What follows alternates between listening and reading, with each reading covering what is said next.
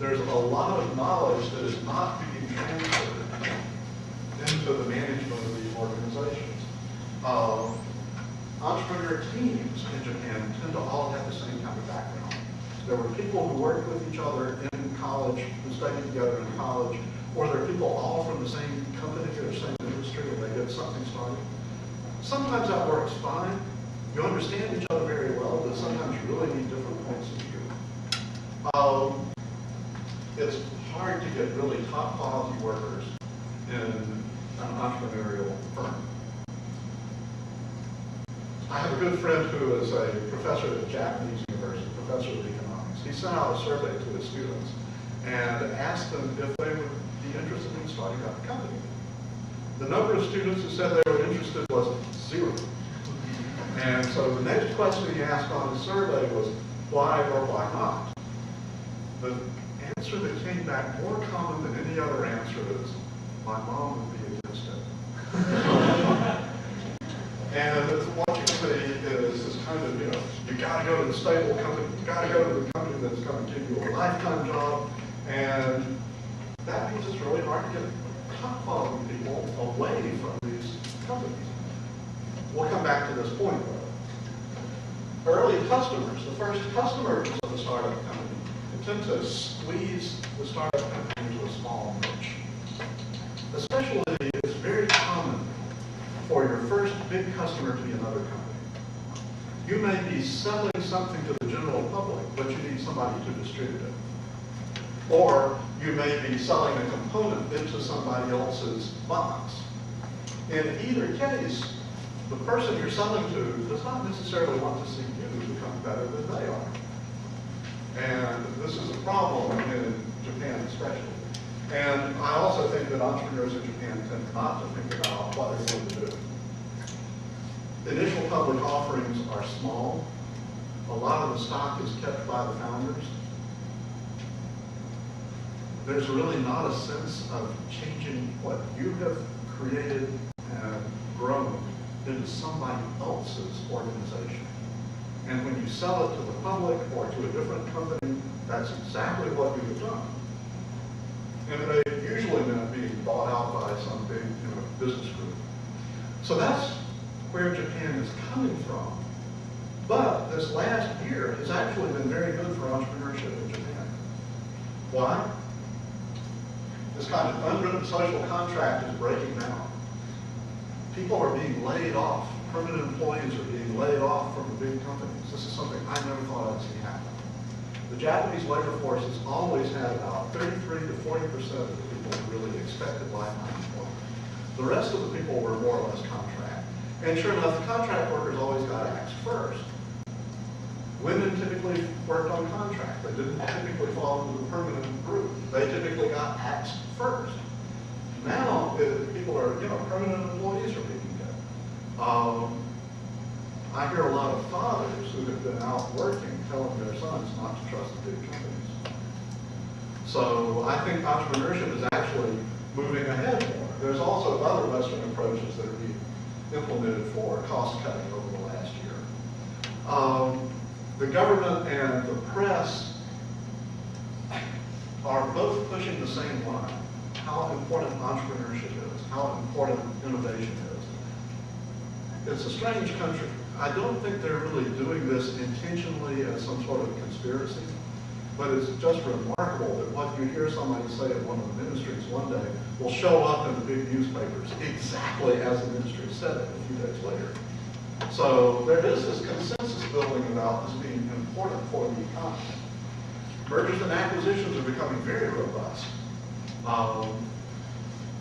Big companies are having to sell off divisions. And this means that people are acquiring a lot more knowledge about buying and selling companies. And so exit options will become better in the future. And Japanese business has always focused on innovation with new products and so forth. You hear a lot of whining that's kind of fitting in with this consensus building about Japan not being good at entrepreneurship or Japan not being good at innovation. But in fact, there are some great entrepreneurs in Japan, and there are some great new products and great new companies in Japan.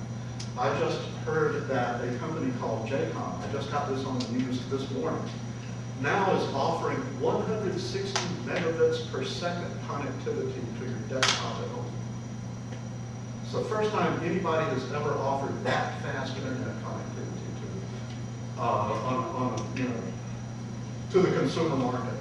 So, things are moving ahead. Let's look at China.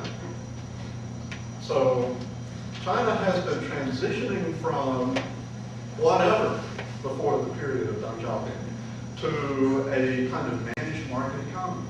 Entrepreneurship plays a big part of this. Bottom-up change as well as top-down change. Entrepreneurs receive a very positive social valuation in China, in my impression. Partly because there is no established big set of businesses like the Panasonics or Toshibas or Hitachis in Japan that if you didn't go to work for, there's something wrong with you, right? So entrepreneurial lifestyles are pretty popular in China, in my impression. I'd be very happy to hear anybody if you've got a difference of opinion. Please let me know. The challenges that affect startups, why China doesn't show up as an easy place to do business, are very similar to the situation that foreign firms have in China. IP protection. A regulatory framework that you're just not sure whether you're okay or not. And finally, rising costs. People costs are going up in China pretty quickly. Land costs were going up very quickly. Now the land situation has kind of bottomed a little bit in Shanghai and Beijing. But these kinds of things are classic problems for someone who's not already a big player in the system.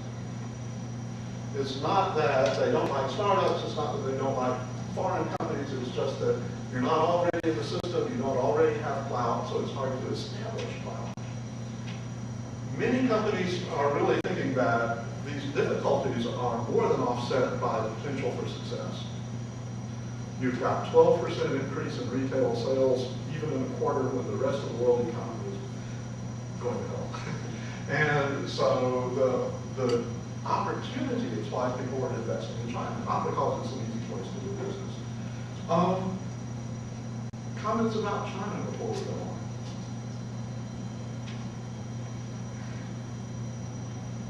Okay, we'll come back. What's happening now? The snapshot, venture capital is increasing still. The total for 2008 was still, about 25–30% more than the total for 2007, even though it really flattened off in the fourth quarter of 2008. The exports are dropping, but the people who have money in China are investing in overseas companies and overseas resources. So China is not isolating in that sense. It's looking for things to buy up overseas. This indicates further integration with the world economy. There's this big government stimulus package of 3 trillion renminbi, and that may create some opportunity. And as the graph shows, the VCs are definitely rising. So China is having a difficult time. The world economy is going to have an impact on China, but it's developing strength at a remarkable rate. India has a robust new middle class. It also is one of the countries where the gap between rich and poor is very obvious. There's a gap between rich and poor everywhere, but it's very obvious in India. And what you have is India showing both entrepreneurship of necessity, which is what you get in places where there are no other jobs, where there are no companies that you go to work for, as well as the entrepreneurship of opportunity, where the best way to change the world is to leave and start something new.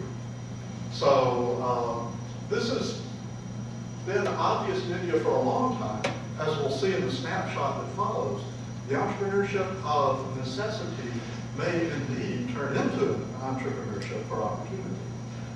India has a labor force of English language abilities, and they're very